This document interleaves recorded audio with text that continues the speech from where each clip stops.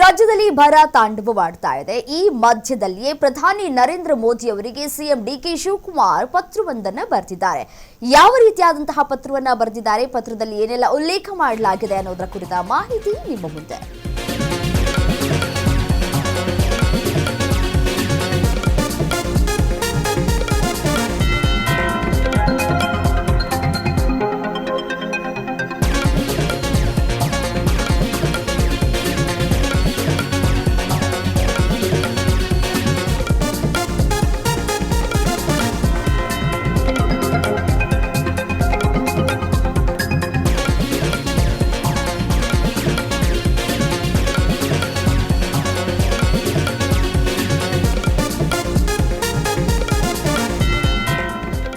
ರಾಜ್ಯದಲ್ಲಿ ಬರ ಇದೆ, ಅಧ್ಯಯನಕ್ಕೆ ಅಂತ ಹೇಳಿ ತಂಡವನ್ನ ಕಳುಹಿಸಿಕೊಡಿ ಅಂತ ಹೇಳಿ ಪಿಎಂಗೆ ಸಿಎಂ ಪತ್ರವೊಂದನ್ನು ಬರೆದಿದ್ದಾರೆ. ರಾಜ್ಯದಲ್ಲಿ ಈ ಬಾರಿ 30% ಮಳೆ ಕೊರತೆಯಾಗಿದೆ.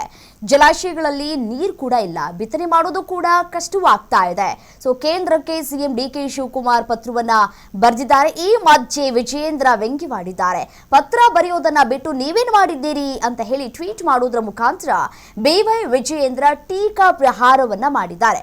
ನೋಡಿ, ರಾಜ್ಯದಲ್ಲಿ ಸದ್ಯಕ್ಕೆ ಉಲ್ಬಣಗೊಳ್ತಾ ಇರುವಂತಹ ಬರ ಪರಿಸ್ಥಿತಿಯನ್ನ ಸ್ಥಳದಲ್ಲೇ ಪರಿಶೀಲನೆ ಮಾಡಬೇಕು ಅಂತ ಹೇಳಿ ಕೇಂದ್ರ ಸರ್ಕಾರ ತಕ್ಷಣವೇ ತಜ್ಞರ ತಂಡವನ್ನ ಕಳುಹಿಸಿಕೊಡಬೇಕು ಅಂತ ಹೇಳಿ ಒಂದ್ ಕಡೆ ಮುಖ್ಯಮಂತ್ರಿ ಡಿಕೆ ಶಿವಕುಮಾರ್ ಅವರು ಪ್ರಧಾನಮಂತ್ರಿ ನರೇಂದ್ರ ಮೋದಿ ಅವರಿಗೆ ಪತ್ರವನ್ನ ಈ ಮುಖಾಂತರ ಬರೆದಿದ್ದಾರೆ. ಸೊ ಈ ಕುರಿತು ಬರೆದಿರುವಂತಹ ಪತ್ರ ರಾಜ್ಯಕ್ಕೆ ಭೇಟಿಯನ್ನ ಕೊಡಬೇಕು ಅಂತ ಹೇಳಿ ಮತ್ತೊಂದು ಕಡೆ ಬಿವೈ ವಿಜಯೇಂದ್ರ ಇದಕ್ಕೆ ವ್ಯಂಗ್ಯವನ್ನ ಆಡಿದ್ದಾರೆ. ಸೊ ಪತ್ರವನ್ನ ಬರೆಯೋದು ಬಿಟ್ಟು ಸಂಕಷ್ಟದಲ್ಲಿ ಇರುವಂತಹ ರೈತರಿಗೆ ನೀವೇ ನೆರವನ್ನ ಕೊಟ್ಟಿದ್ದೀರಿ ಅನ್ನುವಂತಹ ಪ್ರಶ್ನೆಯನ್ನ ಇಲ್ಲಿ ಮಾಡಿದ್ದಾರೆ.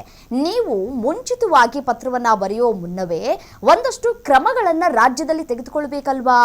ಯಾಕೆ ನೀವು ರಾಜ್ಯದಲ್ಲಿ ಪರಿಸ್ಥಿತಿಯನ್ನ ಅವಲೋಕನ ಮಾಡ್ತಾ ಇಲ್ಲ ಅನ್ನುವಂತಹ ಪ್ರಶ್ನೆಯನ್ನ ಬಿವೈ ವಿಜಯೇಂದ್ರ ಮಾಡಿದ್ದಾರೆ. ರಾಜ್ಯದಲ್ಲಿ ಈ ಬಾರಿ 30% ಮಳೆ ಕೊರತೆ ದಾಖಲಾಗಿದೆ. ಜಲಾಶಯಗಳಲ್ಲಿ ನೀರಿನ ಮಟ್ಟವೂ ಕೂಡ ಆತಂಕಕಾರಿಯಾಗಿ ಕುಸಿದು ಹೋಗಿದೆ. ಸೊ ಮುಂಗಾರು ಬಿತ್ತನೆ ಮಾಡೋದು ಕೂಡ ಸಾಕಷ್ಟು ತೊಂದರೆ ಆಗ್ತಾ ಇದೆ. ನಿರೀಕ್ಷಿತ ಮಟ್ಟ ಕೂಡ ತಲುಪಿಲ್ಲ.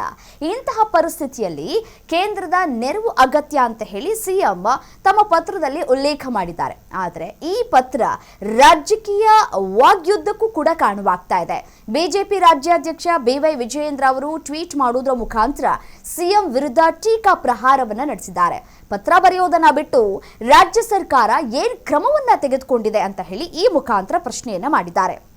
ನೋಡಿ, ಕರ್ನಾಟಕದ ಕೃಷಿ ವಲಯವು ಹೆಚ್ಚಾಗಿ ನೈಋತ್ಯ ಮುಂಗಾರು ಮಳೆಯನ್ನೇ ಇಲ್ಲಿ ಅವಲಂಬಿತವಾಗಿರುತ್ತೆ. ಆದರೆ ಈ ಬಾರಿ ಎಲ್ ನಿನೋ ಪ್ರಭಾವದಿಂದಾಗಿ ಮುಂಗಾರು ಮಳೆ ತೀವ್ರವಾಗಿ ಕೈಕೊಟ್ಟಿದೆ. ಸೊ ಇಲಾಖೆಯ ಅಂಕಿ ಅಂಶಗಳ ಪ್ರಕಾರ ನಾವು ನೋಡ್ತಾ ಹೋಗೋದಾದ್ರೆ ರಾಜ್ಯದಲ್ಲಿ 30% ಮಳೆ ಕೊರತೆಯಾಗಿದೆ. ಒಟ್ಟು 31 ಜಿಲ್ಲೆಗಳ ಪೈಕಿ 18 ಜಿಲ್ಲೆಗಳು ಅತ್ಯಂತ ಕನಿಷ್ಠ ಮಳೆಯನ್ನ ದಾಖಲು ಮಾಡಿಕೊಂಡಿವೆ. ರಾಜ್ಯದ ಒಟ್ಟು 240 ತಾಲೂಕುಗಳಲ್ಲಿ 141 ತಾಲೂಕುಗಳು ತೀವ್ರ ಬರಗಾಲದ ಸನ್ನಿವೇಶವನ್ನ ಎದುರಿಸ್ತಾ ಇದೆ. ಸೊ ಕಾವೇರಿ, ತುಂಗಭದ್ರಾ ಮತ್ತೆ ಭದ್ರಾ ನದಿಗಳ ಪ್ರಮುಖ ಜಲಾನಯನದ ಪ್ರದೇಶವಾಗಿರುವಂತಹ ಮಲೆನಾಡು ಭಾಗದಲ್ಲಿ 34% ಮಳೆ ಕೊರತೆಯಾಗಿದೆ.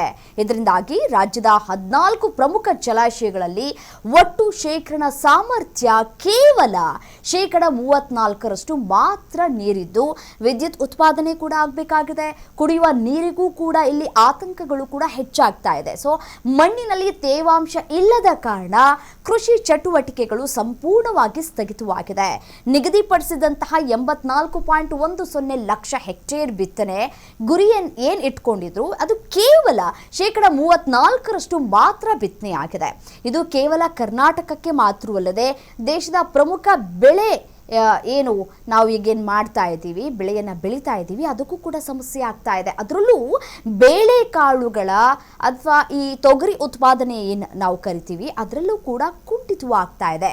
ರಾಷ್ಟ್ರ ಮಟ್ಟದಲ್ಲಿ ಬೆಲೆ ಏರಿಕೆಗೆ ಕಾರಣ ಆಗಬಹುದು ಅನ್ನುವಂತಹ ಎಚ್ಚರಿಕೆಯನ್ನು ಕೂಡ ನೀಡಲಾಗಿದೆ. ಸೊ ಹಾಗಾಗಿ ರಾಜ್ಯದ ಈ ಗಂಭೀರ ಆರ್ಥಿಕ ಮತ್ತು ಕೃಷಿ ಬಿಕ್ಕಟ್ಟನ್ನು ನಿಭಾಯಿಸಬೇಕು ಅಂತ ಹೇಳಿ ಕೇಂದ್ರದ ಹಸ್ತಕ್ಷೇಪವನ್ನು ಕೋರಿ ಮುಖ್ಯಮಂತ್ರಿ ಡಿಕೆ ಶಿವಕುಮಾರ್ ಅವರು ಪ್ರಧಾನಿ ನರೇಂದ್ರ ಮೋದಿ ಅವರಿಗೆ ಪತ್ರವನ್ನು ಬರೆದಿದ್ದಾರೆ. ಈ ಪತ್ರದಲ್ಲಿ ತಕ್ಷಣವೇ ಕೇಂದ್ರದ ತಜ್ಞರ ಅಧ್ಯಯನ ತಂಡ ರಾಜ್ಯಕ್ಕೆ ಬರಬೇಕು ಅಂತ ಹೇಳಿ ಇಲ್ಲಿ ಪತ್ರವನ್ನು ಬರೆದಿದ್ದಾರೆ. ಸೊ ಹಾಗಾಗಿ ಈ ಪತ್ರವನ್ನು ಬರೆದಿರುವಂತಹ ಹಿನ್ನೆಲೆಯಲ್ಲಿ ಇದೀಗ ಬಿಜೆಪಿಯ ರಾಜ್ಯಾಧ್ಯಕ್ಷ ಬಿವೈ ವಿಜಯೇಂದ್ರ ತೀವ್ರ ಆಕ್ರೋಶವನ್ನು ಕೂಡ ವ್ಯಕ್ತಪಡಿಸಿದ್ದಾರೆ. ರಾಜ್ಯ ಸರ್ಕಾರ ಸದಾ ತನ್ನ ವೈಫಲ್ಯಗಳನ್ನು ಮುಚ್ಚಿಟ್ಕೊಳ್ಳೋದಕ್ಕೆ ಕೇಂದ್ರದ ಮೇಲೆ ಗೂಬೆ ಕೂರಿಸ್ತಾ ಇದೆ ಅಂತ ಹೇಳಿ ಟೀಕೆಯನ್ನ ಮಾಡಿದ್ದಾರೆ.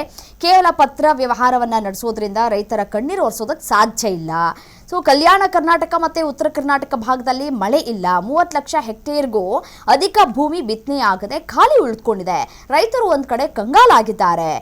ಇಂತಹ ಸಂದರ್ಭದಲ್ಲಿ ಡಿ.ಕೆ. ಶಿವಕುಮಾರ್ ಅವರು ಬಸವ ಕಲ್ಯಾಣ ಮತ್ತಿತರ ಕಡೆಗಳಿಗೆ ಭೇಟಿಯನ್ನ ಕೊಡ್ತಾ ಇರೋದು ಕೇವಲ ಫೋಟೋ ಶೂಟ್ಗಾಗಿ ಅಂತ ಹೇಳಿ ವ್ಯಂಗ್ಯವಾಡಿದ್ದಾರೆ. ರಾಜ್ಯ ಸರ್ಕಾರ ತನ್ನ ಬೊಕ್ಕಸದಿಂದ ಬರಪೀಡಿತ ಭಾಗದ ರೈತರಿಗೆ ಪ್ರತಿ ಎಕರೆಗೆ ಕನಿಷ್ಠ ಅಂದ್ರೂ 50,000 ರೂಪಾಯಿಗಳ ತಕ್ಷಣ ಪರಿಹಾರವನ್ನ ಘೋಷಣೆ ಮಾಡಬೇಕು ಅಂತ ಹೇಳಿ ಈ ಮುಖಾಂತರ ಅವರು ಆಗ್ರಹಿಸಿದ್ದಾರೆ.